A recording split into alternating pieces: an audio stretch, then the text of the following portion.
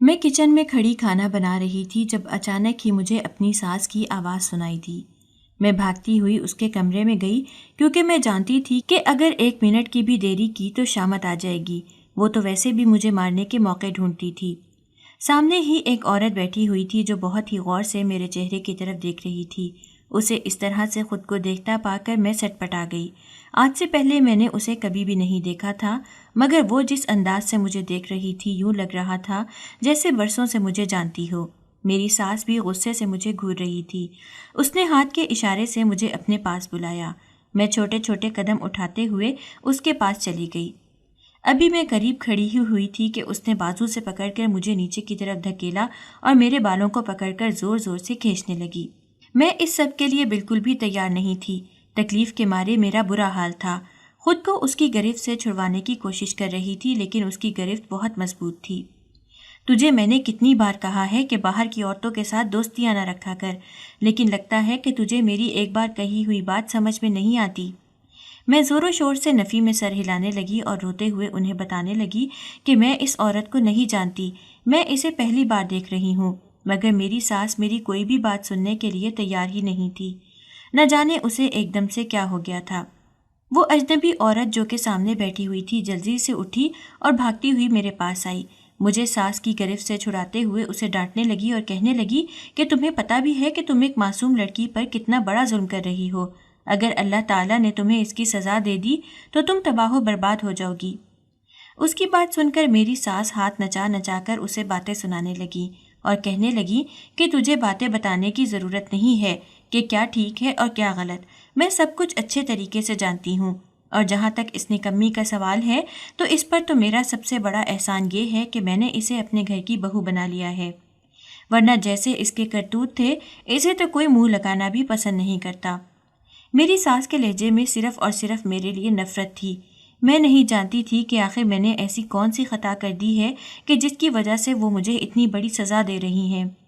میں نے کئی بار ان سے اس بارے میں بات کرنے کی بھی کوشش کی تھی، مگر وہ مجھے ڈانٹ کر خاموش کروا دیتی تھیں اور مجھے کہتی تھیں کہ تم اس قابل ہی نہیں ہو کہ تم سے کوئی بات کی جائے، تمہیں میں نے یہاں پر مشورہ دینے کے لیے نہیں بلکہ اپنے گھر کی صفائی کرنے کے لیے لایا ہے۔ اور پھر اسی وقت ہی میرا شوہر بھی گھر کے اندر داخل ہو گیا۔ یہ شور شرابہ دیکھ کر اس کے ماتھے پر بل پڑ گئے۔ وہ تیزی سے چلتا ہوا ماں کے پاس گیا اور ان کے قدموں میں بیٹھ گیا۔ یہ اس کی پرانی عادت تھی، جب بھی وہ اپنے آفس سے آتا تھا وہ ایسے ہی کرتا تھا۔ میں نے ایک ٹھنڈی آہ بھری۔ مجال ہے جو کبھی اس انسان نے ہنس کر میرے سے بات کی ہو اور اپنی ماں کی خدمت کرتے ہوئے نہیں تھکتا تھا۔ کاش کوئی اسے بتا دیتا کہ صرف ماں کی خدمت کرنے سے ہی جنت نہیں ملتی، بلکہ اس کے علاوہ بھی اور بہت سارے کام ہیں جو انسان کو سر انجام دینے پڑتے ہیں۔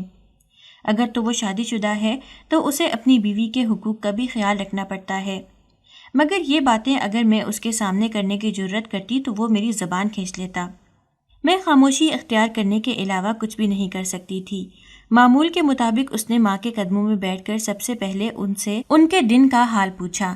اس دوران وہ ہم دونوں عورتوں کو مکمل طور پر نظر انداز کر چکا تھا۔ جب اپنا کام پورا کرنے کے بعد وہ فارغ ہوا تو جلدی سے اٹھ کھڑا ہوا، اور وہ بوڑھی عورت جو کہ تھوڑی دیر پہلے ہی اس گھر کے اندر داخل ہوئی تھی، وہ تیزی سے چلتا ہوا اس کے پاس گیا اور اسے دھکے دے کر گھر سے باہر نکالنے لگا۔ وہ ایک کمزور لاغر عورت تھی، ذرا سا دھکا لگنے پر زمین پر گر گئی۔ اس کی کوہنیاں زمین پر ٹکرانے کی وجہ سے زخمی ہو گئی تھیں۔ اس سے پہلے کہ میں بھاگتی ہوئی اس کے پاس جاتی، دونوں ماں بیٹے نے مجھے پیچھے کی طرف کھینچ لیا اور پھر اس کو باہر نکال دیا گیا۔ میری آنکھوں سے تیزی سے آنسو بہہ رہے تھے۔ اپنے ساتھ میں ہر طرح کا ظلم و ستم برداشت کر سکتی تھی، لیکن یوں ایک معصوم عورت جس نے کوئی قصور ہی نہیں کیا تھا، جو یہاں پر صرف اور صرف مجھ سے ملنے کے لیے آئی تھی، ابھی اس نے اپنا مطالبہ سامنے رکھا ہی نہیں تھا کہ یہ دونوں غصے سے بے قابو ہو گئے تھے۔ اچانک ہی میری ساس میرے شوہر کو کہنے لگی، میں تجھے پہلے ہی کہتی تھی کہ یہ چھپ کر گھر سے باہر نکل جاتی ہے، مگر تو میری بات نہیں سنتا تھا۔ ابھی اس نے ایک انجان عورت کے ساتھ مراسم قائم کر لیے ہیں اور ہمیں پتہ ہی نہیں ہے، سوچو یہ کتنے مردوں کے ساتھ تعلقات بنا چکی ہوگی۔ اس کی بات سن کر میرا دل کیا کہ زمین پھٹے اور میں اس میں سما جاؤں۔ اس قدر ذلت اور اس قدر رسوائی میں نے آج سے پہلے کبھی بھی نہیں سہی تھی۔ میں جس گھر سے ہو کر آئی تھی وہاں پر میری بہت عزت تھی، سب لوگ مجھ سے بہت محبت کرتے تھے، مگر پھر ایک ایسا واقعہ رونما ہو گیا جس سے سب کچھ ہی الٹ گیا۔ اس میں میری کوئی غلطی نہیں تھی، مگر اس کے باوجود مجھے سزا دی جا رہی تھی۔ شوہر نے دوبارہ سے مجھے بازو سے پکڑا اور میرے چہرے پر تھپڑوں کی بارش شروع کر دی۔ اسے تو جیسے مجھے مارنے کا موقع چاہیے تھا۔ اب تو مجھے بھی اس چیز کی اتنی عادت ہو گئی تھی کہ تکلیف کا احساس ہی نہیں ہوتا تھا، یوں لگتا تھا جیسے میں پتھر کی ہو گئی ہوں۔ جس دن پہلی بار اس نے مجھے تھپڑ مارا تھا تب ذلت کے احساس نے اندر تک مار دیا تھا، مگر اب یوں محسوس ہوتا تھا جیسے یہ ساری معمول کی چیزیں ہیں اور میری زندگی کا حصہ ہیں۔ اگر کسی دن مجھے مار نہ پڑے تو تب مجھے ضرور حیرانگی ہوتی تھی۔ پھر وہ مجھے کھینچتا ہوا کمرے کے اندر لے کر چلا گیا اور بیلٹ نکال کر مجھے مارنا شروع کر دیا۔ بات صرف اتنی سی تھی کہ ایک انجان عورت مجھ سے ملنے کے لیے آئی تھی۔ ساس نے اس بات کا بہت بڑا بتنگڑ بنا لیا تھا اور مجھ پر نہ جانے کیا کیا الزام لگا دیے تھے۔ میرا بے وقوف شوہر جسے اپنی ماں کے علاوہ اور کوئی نظر ہی نہیں آتا تھا، اس نے بھی ان تمام باتوں پر یقین کر لیا تھا۔ میری حالت بہت بری ہو گئی تھی، مجھ سے اٹھنا محال ہو رہا تھا۔ میری ظالم ساس نے اس چیز کا بالکل بھی لحاظ نہیں کیا اور مجھے دوبارہ سے کھینچ کر کچن میں لے کر گئی اور عجیب سے انداز میں میرے چہرے کی طرف دیکھتے ہوئے کہنے لگی، میں سوچ بھی نہیں سکتی تھی کہ کوئی انسان اس قدر ڈھیٹ ہو سکتا ہے۔ ارے تیرے شوہر نے تجھے جتنا مارا ہے اور جتنی تجھے ذہنی تکلیف دی ہے، تجھے تو اس دنیا سے رخصت ہو جانا چاہیے تھا، مگر مجال ہے جو تجھے ذرا سا بخار بھی ہوتا ہو۔ اب میں اسے کیا بتاتی کہ میرا جسم کتنی شدید تکلیف کر رہا تھا۔ میرا دل کر رہا تھا کہ میری سانسیں رک جائیں کیونکہ یہ تکلیف مجھ سے برداشت نہیں ہو رہی تھی۔ اس کے سامنے میں یہ ساری باتیں کہہ کر اس کے دل کو خوش نہیں کر سکتی تھی، کیونکہ میں جان گئی تھی کہ یہ لوگ میرے مخلص نہیں ہیں، بلکہ ان کا شمار ایسے انسانوں میں ہوتا ہے جو کہ اپنوں کو نقصان پہنچا کر خوشی محسوس کرتے ہیں، اور اس وجہ سے میں انہیں کسی بھی قسم کی کوئی خوشی نہیں دینا چاہتی تھی۔ اور پھر جسم اور روح کی تکلیف کے ساتھ میں نے دوبارہ سے کھڑے ہو کر کھانا بنایا تھا۔ میری آنکھوں سے تیزی سے آنسو بہہ رہے تھے۔ میں اپنے ماضی کے بارے میں سوچ رہی تھی۔ مجھے فرحاد کی یاد شدت سے ستا رہی تھی۔ میں نے اس کی محبت کی قدر نہیں کی تھی۔ کاش میں اس وقت اس کا ہاتھ تھام لیتی، کاش میں اسے اپنی زندگی میں شامل کر لیتی تو آج کے دن مجھے یہ ذلت اور یہ تکلیف نہ کاٹنی پڑتی۔ اس میں کہیں نہ کہیں اس انسان کا بھی ہاتھ تھا۔ اس نے بھی تو مجھے اس وقت چھوڑ دیا تھا جب مجھے اس کی سب سے زیادہ ضرورت تھی، مگر پھر میں نے اسے قسمت کا لکھا سمجھ کر قبول کر لیا۔ میں قسمت سے لڑ جھگڑ نہیں سکتی تھی اور نہ ہی اپنا نصیب تبدیل کر سکتی تھی۔ میں صرف اور صرف اپنے رب سے دعا کر سکتی تھی، جو میں ہر روز ہی کرتی تھی۔ مگر کہتے ہیں نا کہ کچھ لوگ ساری عمر غفلت میں گزار دیتے ہیں، شاید انہیں آخر میں جا کر ہدایت ملتی ہے یا پھر کچھ لوگوں کو ہدایت ملتی ہی نہیں ہے۔ مجھے لگتا تھا کہ میرے شوہر کا شمار بھی ایسے ہی لوگوں میں ہوتا ہے۔ مواقع کا کوئی مسئلہ نہیں تھا، اسے بہت سے موقع ملے تھے جس میں اگر وہ چاہتا تو اپنے آپ کو تبدیل کر لیتا، اپنے رب سے معافی مانگ لیتا، دوبارہ سے دین کی طرف لوٹ جاتا، مگر اس نے اپنے دل کو پتھر کا بنا لیا تھا۔ یوں لگ رہا تھا جیسے اس کا ضمیر مردہ ہو گیا ہے، اس کا دل سیاہ پڑ گیا ہے جہاں پر اب نیکی اثر نہیں کرتی اور نہ ہی نرم رویہ اس کے اس سخت دل کو تبدیل کر سکتا ہے۔ وہ دن مجھے بہت اچھے طریقے سے یاد ہے۔ میرے FSC کا رزلٹ نکلا تھا۔ میں بہت زیادہ خوش تھی۔ پورے ضلع میں نے ٹاپ کیا تھا۔ ابا جان شروع سے ہی مجھے اعلیٰ تعلیم دلوانا چاہتے تھے۔ ان کا دل کرتا تھا کہ میں ایک بڑے عہدے پر لگ جاؤں اور ان کا نام روشن کروں، لیکن میری ماں کو یہ سب کچھ پسند نہیں تھا۔ میں نہیں جانتی تھی کہ اس کی وجہ کیا ہے۔ جب بھی میں کتابیں لے کر بیٹھتی تھی تو وہ غصہ کرتی تھیں۔ کبھی کبھار تو وہ میرے پاس آ جاتی تھیں اور کتابیں اٹھا کر سائڈ پر پھینک دیتی تھیں۔ یہ دیکھ کر مجھے بہت افسوس ہوتا تھا۔ میری ماں علم کی قدر نہیں کرتی تھی اور یہ بات مجھے تکلیف پہنچاتی تھی۔ میں نے 2-3 بار اماں کو سمجھانے کی کوشش کی تو انہوں نے مجھے صاف صاف کہہ دیا کہ اگر تم نے 2 جماعتیں پڑھ لی ہیں تو خود کو استانی نہ سمجھ لو۔ میں نے ایک لمبی زندگی گزاری ہے اور میں اچھے طریقے سے جانتی ہوں کیا ٹھیک ہے اور کیا غلط ہے۔ تمہیں مجھے کچھ بھی بتانے کی ضرورت نہیں ہے۔ جہاں تک میرے بھائی کا سوال تھا تو وہ تو مجھ سے مکمل طور پر ہی بے خبر تھا۔ اس نے اپنی الگ سے دنیا بنائی ہوئی تھی، شہر میں اپنی بیوی کے ساتھ رہتا تھا، نہ تو پیسے بھیجتا تھا اور نہ ہی کوئی خبر لیتا تھا۔ اس کی بیوی نے اسے مکمل طور پر اپنے کنٹرول میں کیا ہوا تھا، یہاں تک کہ اس نے مجھے مبارکباد بھی نہیں دی تھی۔ اماں نے تو کہہ دیا تھا کہ میرا اس کے ساتھ کوئی تعلق نہیں ہے، مگر اسے اس سے بھی کوئی فرق نہیں پڑ رہا تھا۔ جب میرے FSC کا رزلٹ آیا تو ابا نے پورے محلے میں مٹھائی بانٹی تھی، لیکن اماں اس کے بھی خلاف تھی۔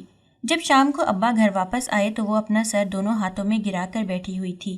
جلدی سے اٹھ کر ابا کے پاس گئی اور چلاتے ہوئے کہنے لگی، میں نے آپ کو کہا بھی تھا کہ کسی کو بھی اس کی خبر نہیں ہونی چاہیے، مگر مجال ہے جو کبھی آپ میری بات مان لیں۔ میں اور ابا دونوں ہی حیران تھے کہ آخر اماں کو کیا ہو گیا ہے، کیوں وہ اس طرح کی خبر سب سے چھپانا چاہتی ہے؟ یہ تو ان کے لیے فخر کا مقام ہونا چاہیے تھا۔ لیکن تھوڑے ہی عرصے کے بعد ہم دونوں کے سامنے یہ راز بھی آشکار ہو گیا۔ دراصل ہمارے گاؤں کا جو چودھری تھا وہ ایک بہت ہی امیر انسان تھا، جس نے پورے گاؤں پر ہی اپنا رعب اور دبدبہ جمایا ہوا تھا۔ اس نے گاؤں میں صرف اور صرف چند کام کروائے تھے، مگر وہ یوں ظاہر کرتا تھا جیسے وہ سب لوگوں پر ہی حکمرانی کرتا ہے۔ مجھے اس سے شدید نفرت کا احساس ہوتا تھا۔ میں اکثر ہی اس بات کا اظہار کرتی تھی تو اماں ابا مجھے ڈانٹ کر خاموش کروا دیتے تھے۔ اماں تو بہت زیادہ خوفزدہ ہو جاتی تھی اور مجھے کہتی تھی کہ میں سوچ بھی نہیں سکتی کہ تم اس قدر بے وقوف لڑکی ہو سکتی ہو۔ دیواروں کے بھی کان ہوتے ہیں اور یوں تم چھت پر کھڑی ہو کر اس کی برائیاں کرتی ہو۔ اگر محلے کے کسی آدمی نے تمہاری جا کر شکایت لگا دی تو وہ ہمیں یہاں سے بے دخل کر دے گا۔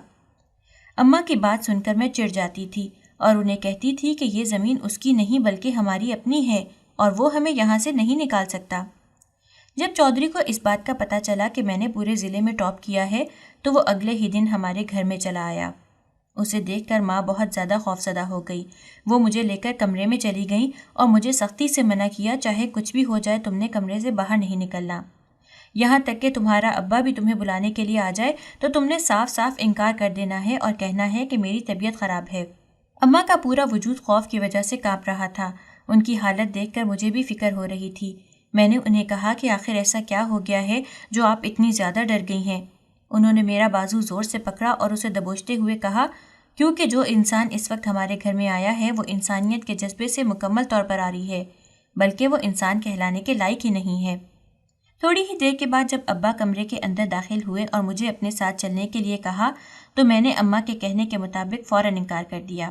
ابا کے ماتھے پر بل پڑ گیا اور وہ کہنے لگے، تمہیں اندازہ بھی ہے کہ کون ملنے کے لیے آیا ہے اور تم اس طرح سے نخرے دکھا رہی ہو؟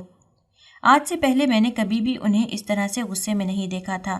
نہ جانے وہ اس انسان کی اتنی عزت کیوں کرتے تھے۔ میں نے ابا سے آجزانہ انداز میں کہا کہ میں نخرے نہیں دکھا رہی بلکہ سچ کہہ رہی ہوں، میری طبیعت واقعی ٹھیک نہیں ہے۔ میں بہانے کرنے لگی مگر انہوں نے میری ایک بھی بات نہیں سنی اور پھر میں نہ چاہتے ہوئے بھی ان کے ساتھ باہر نکل گئی۔ وہ اس وقت ہمارے گھر کی بیٹھک میں موجود تھا۔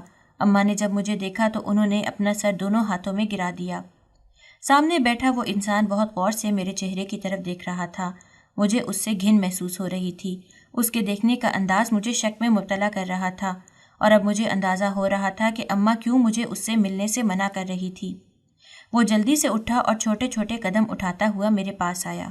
وہ انسان اپنی عمر کا بھی لحاظ نہیں کر رہا تھا۔ وہ میرے باپ کی ڈبل عمر کا تھا، مگر اس کے باوجود بھی اس کی ٹھڑک ختم ہونے کا نام ہی نہیں لے رہی تھی۔ سب سے پہلے اس نے میری تعریف کی اور پھر کہا کہ کل تم حویلی آ جانا، تمہیں انعام دیا جائے گا۔ مجھے یقین ہے کہ وہ انعام پا کر تم بہت خوش ہو جاؤ گی۔ ابا یکدم ہی پرجوش ہو گئے اور اس کا شکریہ ادا کرنے لگے، یہ سوچے بغیر ہی کہ جس انعام کی وہ بات کر رہا ہے وہ میرے لیے ذلت سے کم نہیں ہے۔ میں نے اس کے سامنے تو کچھ بھی نہیں کہا، اماں بھی خاموش رہیں۔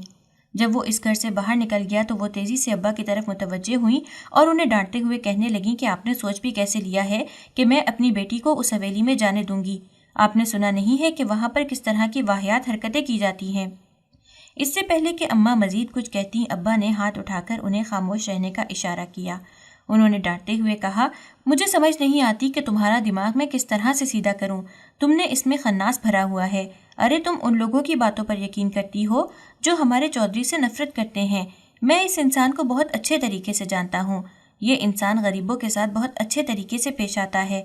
اگر اس نے ہماری بیٹی کو انعام دینے کی بات کی ہے تو اس کا یہ مطلب نہیں کہ تم اس پر شک کرنا شروع کر دو۔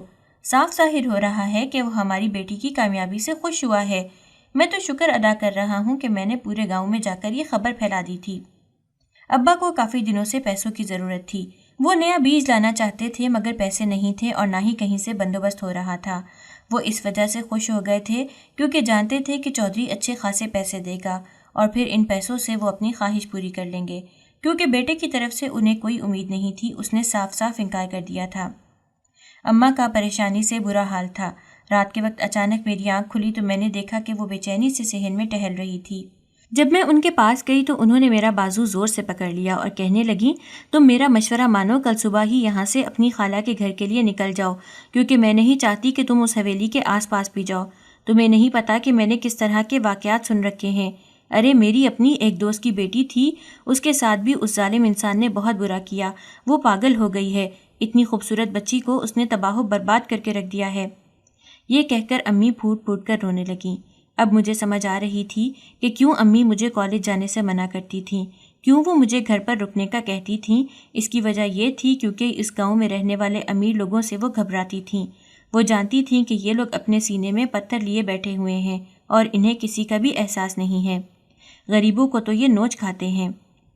میں نے انہیں کہا تھا کہ آپ کو فکر مند ہونے کی ضرورت نہیں ہے، میں اپنی حفاظت کرنا جانتی ہوں، میں اپنے ساتھ کچھ بھی غلط نہیں ہونے دوں گی، اور اگر مجھے کچھ ایسا ویسا ہونے کا شک بھی ہو گیا تو میں تیزی سے وہاں سے نکل آؤں گی، لیکن کبھی بھی اپنے آپ کو ایک ایسے انسان کے حوالے نہیں کروں گی جو صرف اور صرف دوسروں کو نوچنا جانتا ہے۔ میں نے اماں کو ہر طرح سے تسلی دے دی تھی، جبکہ اندر سے میں خود بھی بہت زیادہ ڈری ہوئی تھی۔ اگلے دن میں اس حویلی میں پہنچ گئی۔ نوکرانی نے مجھے باہر انتظار کرنے کے لیے کہا تھا۔ اچانک ہی مجھے ایک لڑکی کی چیخوں کی آواز سنائی دی۔ میں گھبرا گئی۔ وہ نوکرانی بھی جلدی سے بیٹھک میں آ گئی۔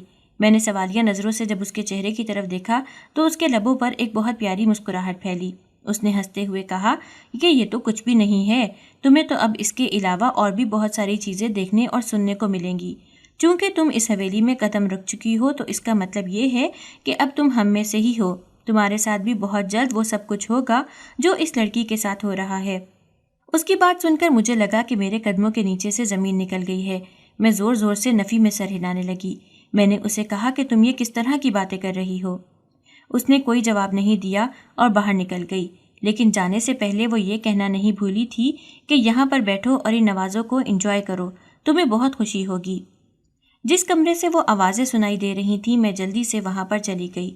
دروازہ پہلے سے ہی کھلا ہوا تھا، یقیناً اس انسان کو کسی کا بھی ڈر نہیں تھا۔ میں جلدی سے اس کمرے کے اندر داخل ہوئی۔ دیکھا تو ایک لڑکی تھی جو دیوار سے چپک کر کھڑی تھی اور اونچی اونچی آواز میں چلا رہی تھی۔ وہ ظالم انسان قریب ہی کھڑا تھا اور کیمرہ سیٹ کر رہا تھا۔ میں نہیں جانتی تھی کہ یہاں پر کیا ہونے والا ہے، مگر مجھے اتنا پتا تھا کہ جو کچھ بھی ہوگا وہ ٹھیک نہیں ہوگا۔ میں محتاط انداز میں چلتی ہوئی آگے گئی۔ ایک بہت بڑا ڈنڈا مجھے دکھائی دیا جسے میں نے مضبوطی سے پکڑ لیا اور اس کے سر پر زور زور سے مارنے لگی۔ جب تک وہ بے ہوش نہیں ہو گیا تب تک میں نے اسے مارنا نہیں چھوڑا تھا۔ وہ لڑکی ڈری سہمی ہوئی تھی۔ اس کا حلیہ دیکھ کر اور اس کا انداز دیکھ کر لگ رہا تھا جیسے وہ شہر سے آئی ہو۔ میں تیزی سے چلتی ہوئی اس کے پاس گئی تو وہ بھاگی ہوئی میرے گلے لگ گئی اور مجھ سے مدد طلب کرنے لگی۔ میں نے اسے کہا کہ تمہیں فکر مند ہونے کی ضرورت نہیں ہے، اور پھر اسے لے کر میں بہت محتاط انداز میں حویلی سے باہر نکل گئی۔ حیرت کی بات یہ تھی کہ یہاں پر سیکیورٹی کا زیادہ سسٹم نہیں تھا، صرف اور صرف عورتیں ہی موجود تھیں جن کو چودھری نے اپنی ہوس پوری کرنے کے لیے رکھا ہوا تھا۔ شاید وہ یہ بات جانتا تھا کہ یہ کبھی بھی یہاں سے باہر جا کر کسی دوسرے کو اس کی حقیقت بتانے کی جرت نہیں کریں گی، اسی وجہ سے وہ ہر طرف سے بے فکر تھا۔ اسے ایک گھر کے سامنے چھوڑنے کے بعد میں بھاگی ہوئی اپنے گھر کی طرف گئی، کیونکہ میں جانتی تھی کہ اب ہمارا یہاں پر رہنا خطرے سے خالی نہیں ہے۔ جا کر میں نے اماں کو ساری صورتحال بتا دی۔ ابا بھی میری بات سن رہے تھے۔ پہلے تو انہیں اپنے کانوں پر یقین ہی نہیں آیا، پھر وہ نفی میں سر ہلانے لگے اور کہنے لگے کہ ایسا ممکن نہیں ہو سکتا۔ میں نے انہیں کہا کہ یہ سب کچھ ممکن ہو چکا ہے۔ ہم لوگ خاموشی سے شہر کی طرف چل دیے۔ میرے خالہ کے گھر کے بارے میں کوئی بھی نہیں جانتا تھا، اسی وجہ سے ہم بے فکر ہو کر اس طرف روانہ ہو گئے۔ بھائی سے جب میں نے رابطہ کیا اور اسے اس پریشانی کے بارے میں بتایا تو وہ مکمل طور پر انجان بن گیا، بلکہ وہ تو چودھری کا ساتھ دینے لگا۔ چند دنوں کے بعد چودھری دوبارہ سے وہاں پر پہنچ گیا۔ اماں جانتی تھی کہ میری عزت خطرے میں ہے، اسی وجہ سے انہوں نے اپنی ایک جاننے والی سے کہہ کر میرا نکاح ایک شخص سے کروا دیا جس کے بارے میں کچھ بھی نہیں جانتی تھی۔ مجھے صرف یہ بتایا گیا تھا کہ وہ احمد نامی انسان اب میرا شوہر ہے، مجھے اس کی خدمت کرنی ہے اور اپنی ساری زندگی اس کی مرضی کے مطابق گزارنی ہے۔ مجھے بالکل بھی اندازہ نہیں تھا کہ میں کس قدر ظالم لوگوں میں پھنسنے جا رہی ہوں جن کے اندر ضمیر نام کی چیز ہی نہیں ہے۔ شادی کے ایک ہفتے کے اندر اندر ہی انہوں نے میری حالت بہت بری کر دی تھی۔ مجھ سے سارے گھر کے کام کرواتے تھے، ذرا سی غلطی کر دیتی تھی تو مجھے مارنا پیٹنا شروع کر دیتے تھے۔ دوسری طرف اس ظالم چودھری نے میرے ماں باپ کو بھی زندہ نہیں چھوڑا اور انہیں ہمیشہ ہمیشہ کے لیے ختم کر دیا۔ یہ خبر میرے لیے بہت بڑی تھی۔ میں اتنی بدقسمت تھی کہ میں ان کے جنازے پر بھی نہیں جا پائی کیونکہ خالہ نے سختی سے منع کیا تھا۔ وہ مجھ سے بہت ناراض تھیں اور مجھے کہہ رہی تھی کہ پہلے بھی تمہاری وجہ سے ان دونوں کا انتقال ہوا ہے، اب میں نہیں چاہتی کہ تمہاری وجہ سے میرے گھر کا نظام بھی برباد ہو۔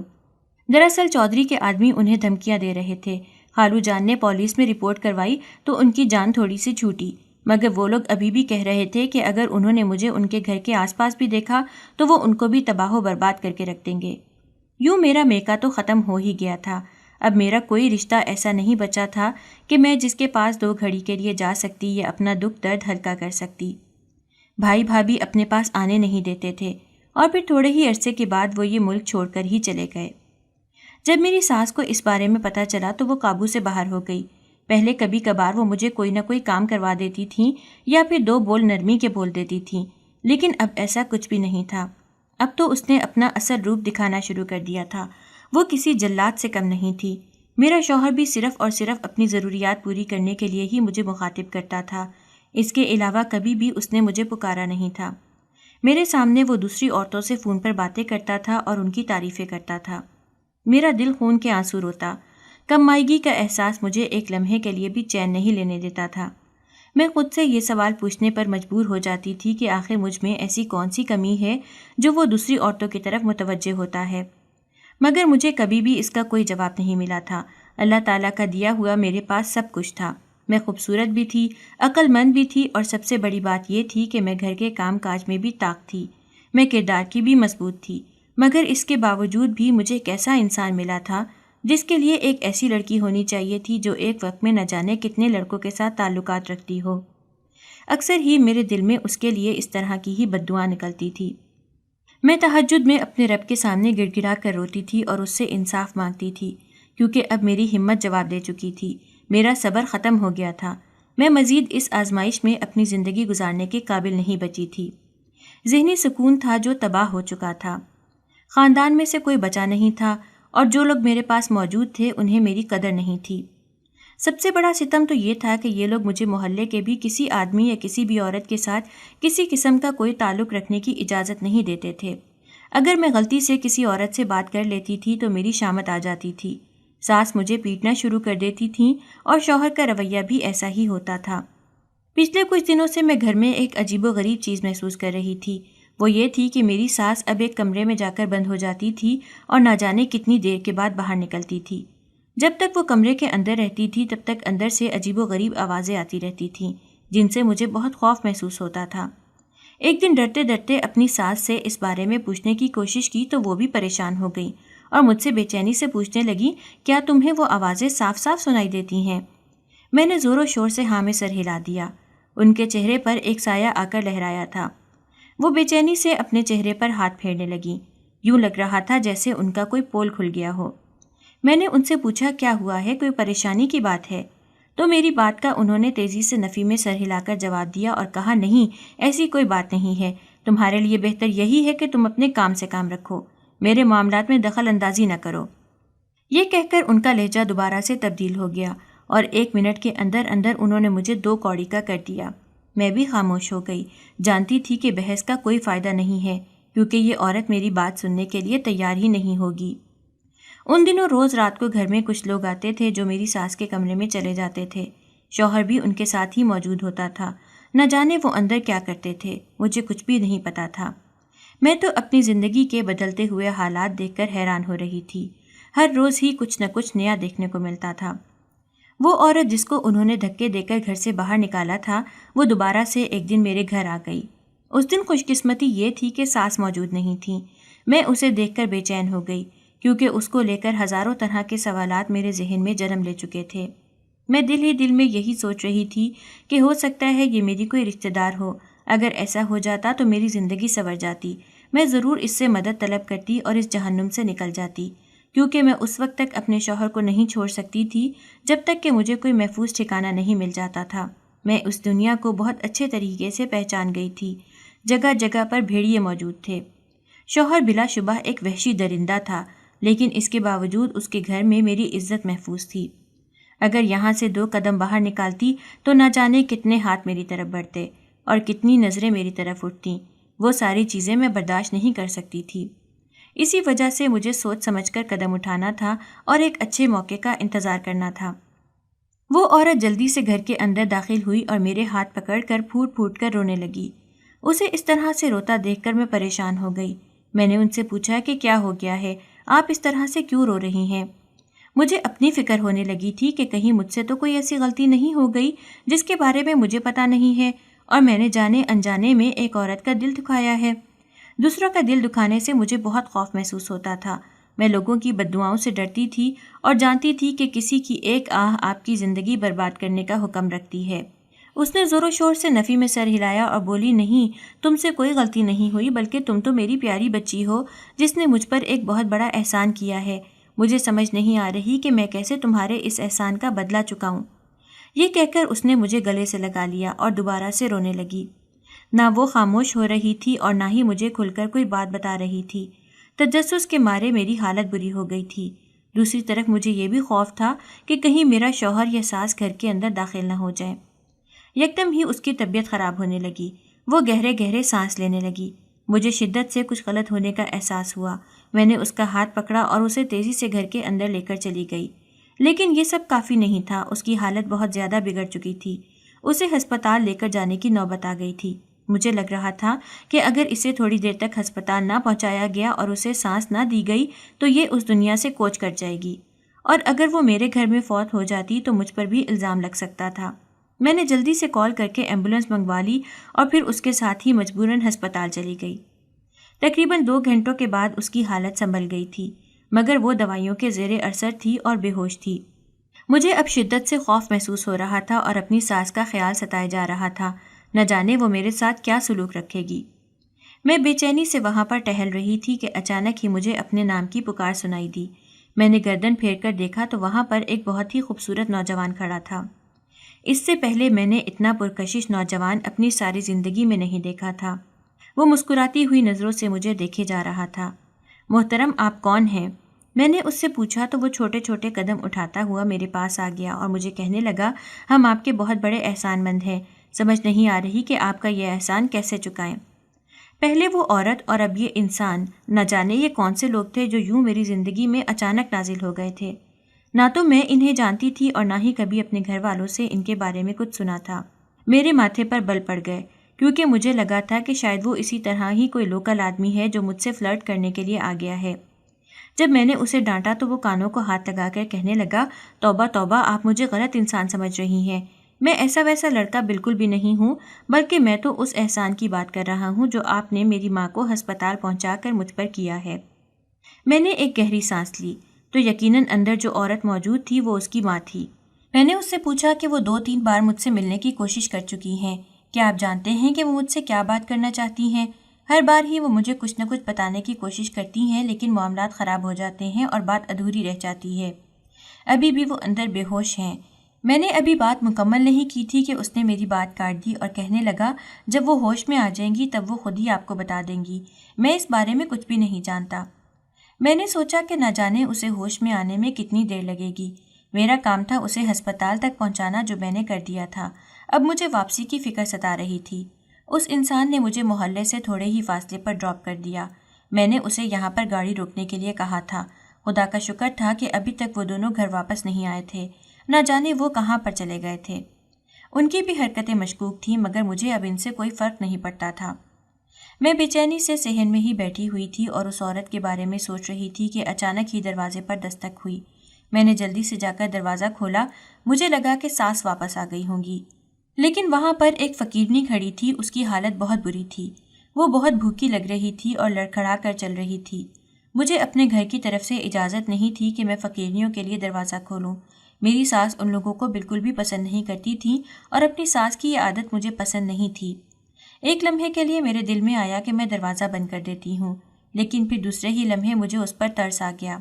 اس وقت چونکہ دونوں گھر پر موجود نہیں تھے، میرے پاس موقع تھا کہ میں اس بیچاری کی مدد کر دیتی۔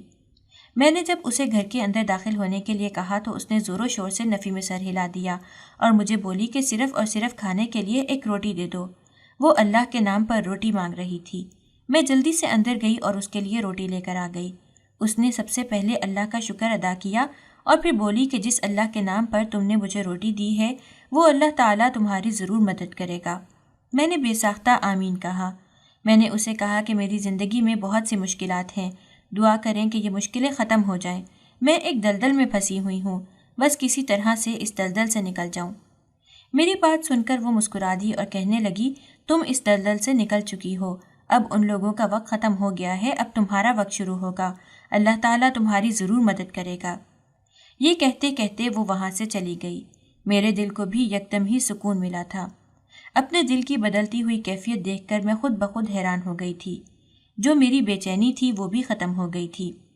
رات کا وقت تھا، میں نے اپنی ساس کو کھانا دیا تو وہ اس میں نقص نکالنے لگی اور میرے شوہر کو دوبارہ سے بلا کر اسے بھڑکانے لگی۔ اس سے پہلے کہ وہ مجھ پر ہاتھ اٹھاتا میں نے خوف سے آنکھیں بند کر لی۔ بے ساختہ میری آنکھوں کے سامنے اس فقیرنی کا چہرہ گھوما تھا۔